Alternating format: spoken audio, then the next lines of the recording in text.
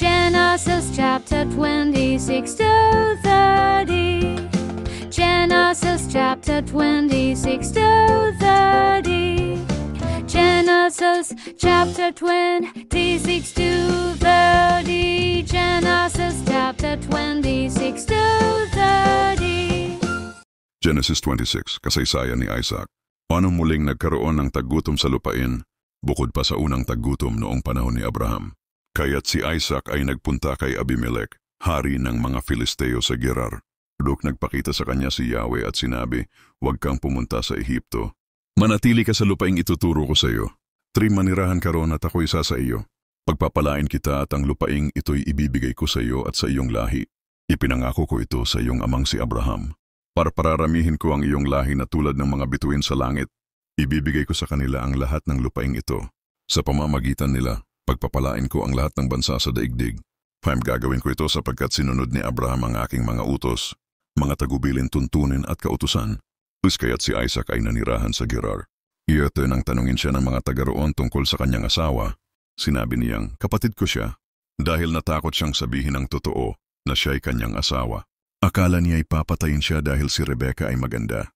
Minsan habang siya'y nakatigil roon, nakita ni Abimelech mula sa bintana na hinahagkan ni Isaac si Rebecca na tila mag-asawa.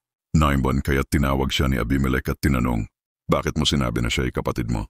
Sumagot si Isaac, "Dahil natakot akong baka patayin ninyo ako dahil sa kanya." 10. Sinabi ni Abimelech, "Ano ba ang ginawa mo? Maaaring may nakipagtalik sa kanya sa pag-aakalang siya'y hindi mo asawa. Sa gayon mapapasama kami." 11. Kaya't nagutos si Abimelech sa buong bayan, ang sino mang humipo sa lalaking ito o sa kanyang asawa ay papatayin. 12. Si Isaac ay nagtanim sa lupaing iyon at sa taon ding iyon ay umaani siya ng 100 ulit ng kanyang itinanim sapagkat pinagpala siya ni Yahweh. 13. Patuloy siyang yumaman hanggang sa naging napakayaman.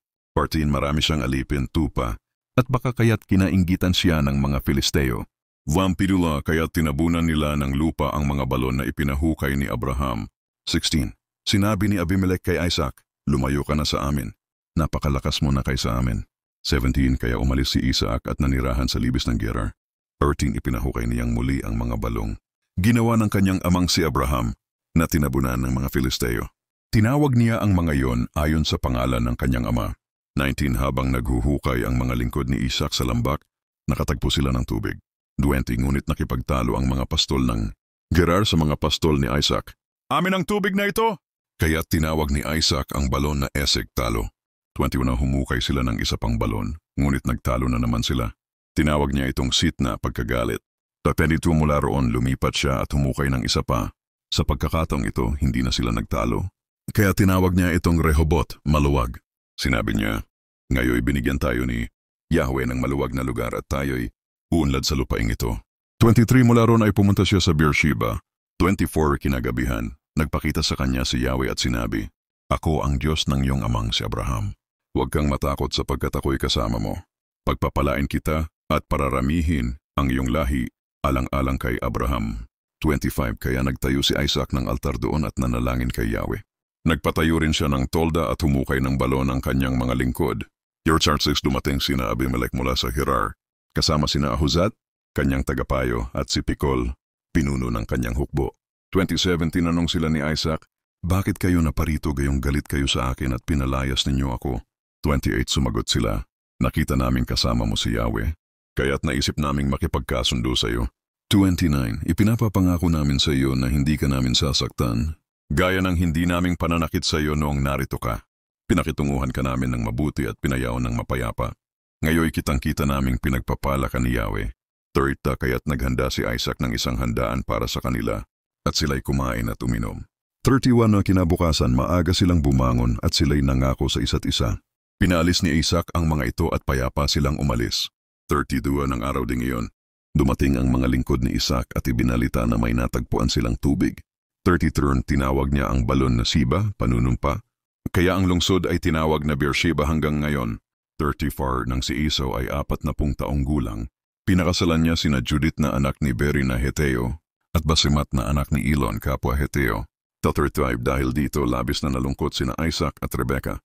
Genesis 27. Dinaya ni Jacob si Esau. 1. Na tumanda na si Isaac at lumabo na ang kanyang mga mata kaya hindi na siya makakita. Isang araw tinawag niya ang kanyang panganay na anak na si Esau. Anak ko? Sabi niya. Sumagot si Esau, narito po ako. Duwang sinabi ni Isaac, ako'y matanda na at baka malapit na ang aking kamatayan. Sir, kumuha ka ng iyong sandata, ang iyong pana at mga palaso, at mga suka ng hayop sa parang para sa akin. Juan, lutuin mo ito gaya ng gusto ko at dalhin mo sa akin upang ako'y makakain. Pagkatapos bago ako mamatay, ipagpapala kita. Mabuti narinig ni Rebecca ang sinabi ni Isaac kay Esau. Kaya nang umalis si Esau upang mangaso, tinawag ni Rebecca si Jacob at sinabi, narinig ko ang iyong ama na sinasabihan si Esau. 7. Manggaso ka at maghanda ng pagkain na gusto ko upang kainin ko at bago ako mamatay ay ipagkaloob ko sa iyo ang aking basbas. Or makinig ka, anak ko, at sundin mo ang aking sasabihin. 9. Pumunta ka sa kawan at kumuha ng 2 batang kambing. Lulutuin ko ito ayon sa panlasa ng iyong ama. 10. Dalhin mo ito sa kanya upang siya'y makakain at ikaw ang kanyang pagpalain bago siya mamatay. 11. Ngunit sinabi ni Jacob, si Esau ay balbon at ako'y makinis. 12. Paano kung ako'y kapain ng ama? Malalaman niyang dinaya ko siya at sa halip na basbas, sumpa ang abutin ko. Sa 13. Sinabi ng kanyang ina, ako ang bahala kung sumpain ka man. Sundin mo lang ang aking utos at kumuha ka ng mga kambing. 14. Kinuha ni Jacob ang mga kambing at dinala ito sa kanyang ina. Niluto ni Rebecca ang pagkain na gusto ni Isaac. 15. Kinuha rin niya ang pinakamagandang damit ni Esau at ipinasuot ito kay Jacob. 16. Balot din sa balat ng batang kambing ang mga braso ni Jacob at ang kanyang leeg. 17. Inabot niya kay Jacob ang pagkain at tinapay. 18. Pumunta si Jacob sa kanyang ama at nagsabi, Ama ko. Sumagot si Isaac, Sino ka ba anak ko? 19. Sumagot si Jacob, Ako po si Esau ang inyong panganay. Gaya ng utos ninyo, narito na po ang pagkain.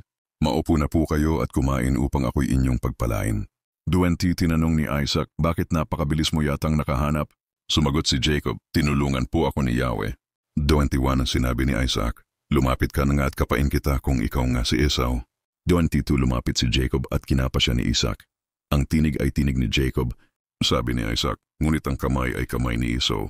23. Hindi niya nakilala si Jacob dahil balbon ang kanyang kamay tulad ni Esau, kaya't pinagpala niya ito. 24. Tinanong muli ni Isaac, Ikaw nga ba si Esau? Ako po, sagot ni Jacob. 25. Kaya't sinabi ni Isaac, Ihain mo ang pagkain upang ako'y makakain at ikaw ay aking pagpalain. Kumain si Isaac at uminom ng alak.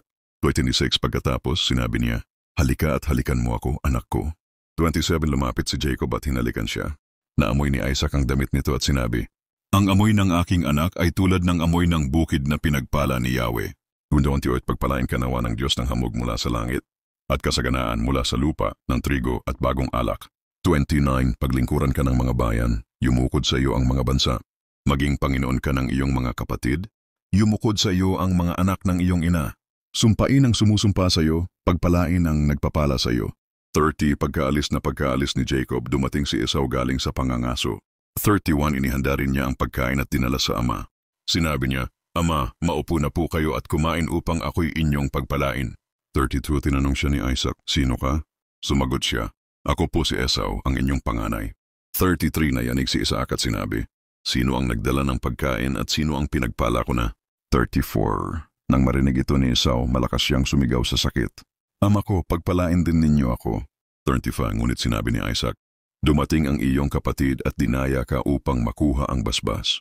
36. Sinabi ni Esau, Tama nga't ang pangalan niya ay Jacob, mandaraya, dahil 2 ulit na niya akong dinaya.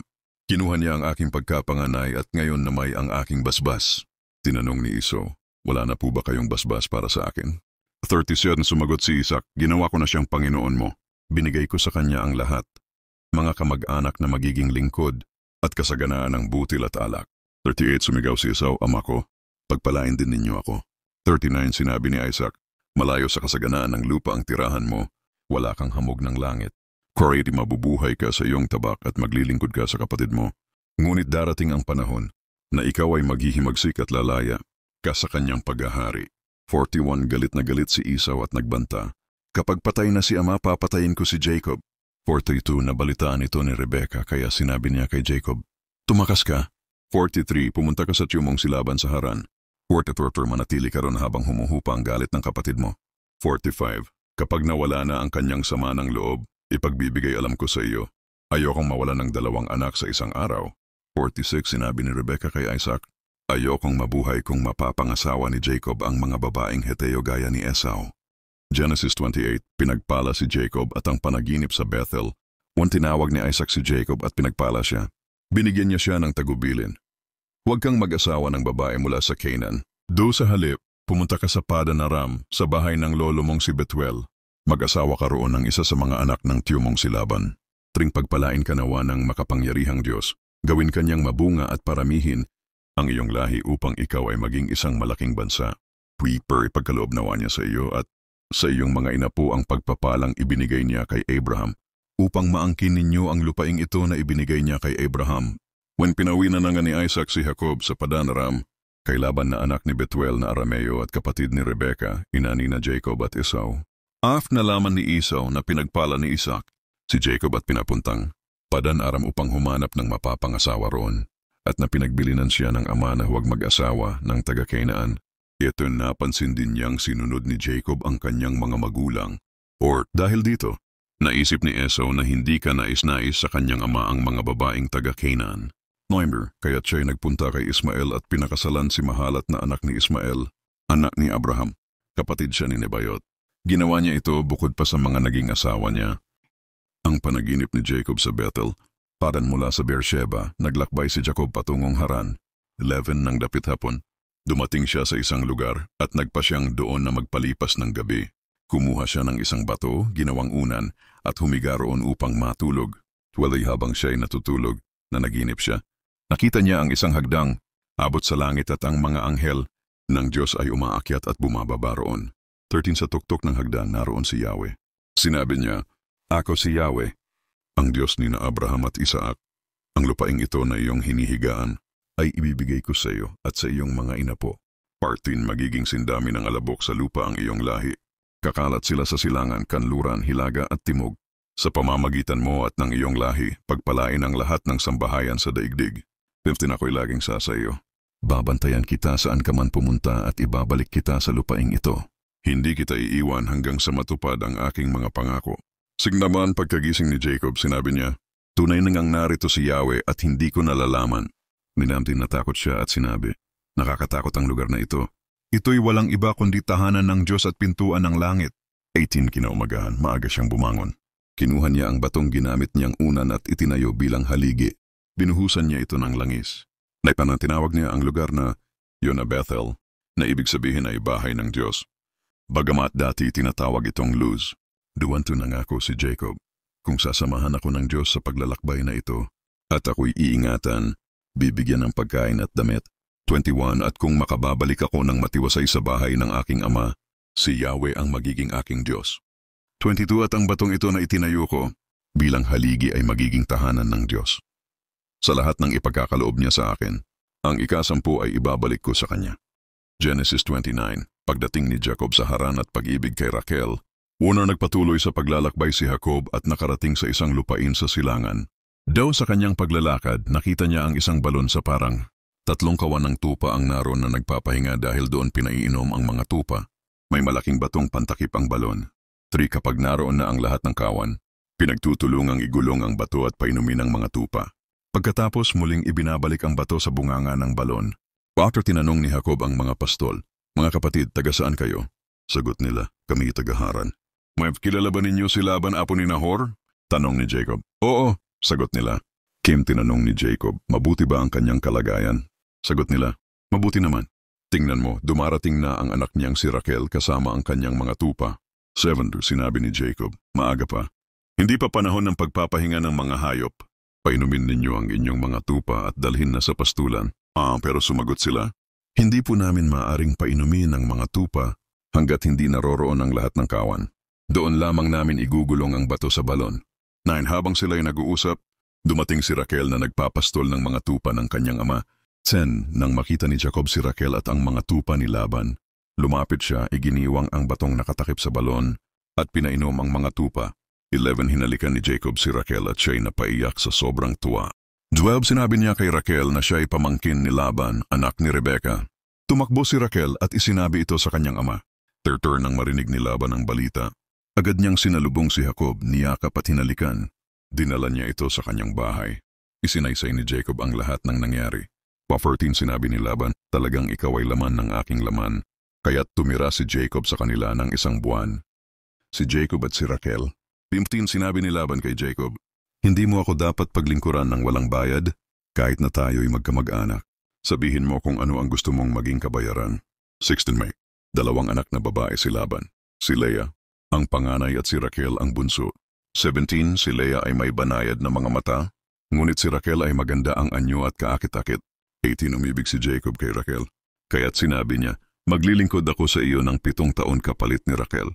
19 Sumagot si Laban, "Mas gusto kong ibigay siya sa iyo kaysa sa iba. Manatili ka sa akin."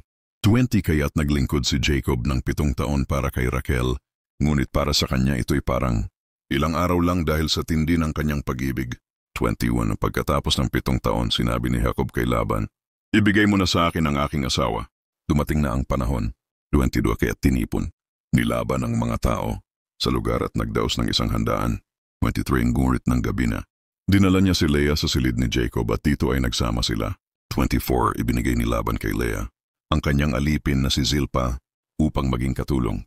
25 Kinaumagahan, laking gulat ni Jacob na si Leah pala ang kanyang asawa. Sinabi niya kay Laban, "Ano itong ginawa mo sa akin? Hindi ba't si Raquel ang pinagsilbihan ko? Bakit mo ako dinaya?"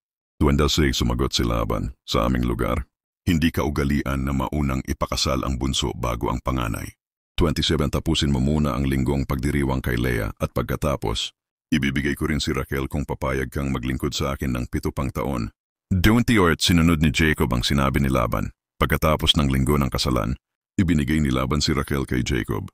29 Ibinigay rin niya si Bilha, ang alipin ni Raquel, bilang katulong niya. 30 Minahal ni Jacob si Raquel ng higit kaysa kay Leah at naglingkod siya kay Laban ng 7 pang taon. Ang mga anak ni Leah. 31 Nakita ni Yahweh na hindi gaanong mahal ni Jacob si Leah, kaya binuksan niya ang sinapupunan nito, ngunit si Raquel ay baog. 32 Nagsilang si Leah ng isang anak at pinangalanan niya itong Ruben. Tingnan ninyo, isang anak, sapagkat sinabi niya, "Tinulungan ako ni Yahweh sa aking kalungkutan." 33 Muling nagdalang tao si Leah at isinilang si Simeon. Narinig, sapagkat sinabi niya, "Narinig ni Yahweh na hindi ako mahal, kaya binigyan niya ako ng anak." 34 Ipinanganak niya ang 2 anak, si Levi kalakip, at sinabi niya, "Ngayon ay mapapalapit na sa akin ang aking asawa." 35 Muli siyang nagsilang at pinangalan ng Judah, papuri, sapagkat sinabi niya, "Ngayon ay pupurihin ko na si Yahweh." Pagkatapos tumigil na siya sa panganganak. Genesis 30 Mga anak ni na Jacob, Raquel at Leah. Nang makita ni Raquel na wala pa rin siyang anak kay Jacob, nainggit siya sa kapatid niyang si Leah. Sinabi niya kay Jacob, "Bigyan mo ako ng anak kung hindi mamamatay ako." Doon nagalit si Jacob at sumagot, "Ako ba'y Diyos na siyang nagkakait sa iyo ng anak?" 3 Kaya't sinabi ni Raquel, "Narito si Bilha, ang aking alipin. Sipingan mo siya upang magkaroon ako ng anak sa pamamagitan niya." Ibinigay nga ni Raquel si Bilha kay Jacob bilang asawa, at ito'y nagsilang ng isang anak na lalaki. Mikal sinabi ni Raquel, "Dininig ng Diyos ang aking panalangin," kaya't pinangalanan niya itong Dan. Muling nagsilang si Bilha ng isa pang anak kay Jacob. 7 At sinabi ni Raquel, "Nakipaglaban ako sa aking kapatid at nanalo ako," kaya't pinangalanan niya itong Neftali. At nang makita ni Leah na hindi na siya nagkakaanak, ibinigay niya rin ang kanyang alipin na si Zilpa kay Jacob bilang asawa. Nagsilang si Zilpa ng isang anak na lalaki. 10 At sinabi ni Leah, "Mapalad ako," kaya pinangalanan niya itong Gad. 11 Muli pang nagsilang si Zilpa ng isa pang anak kay Jacob.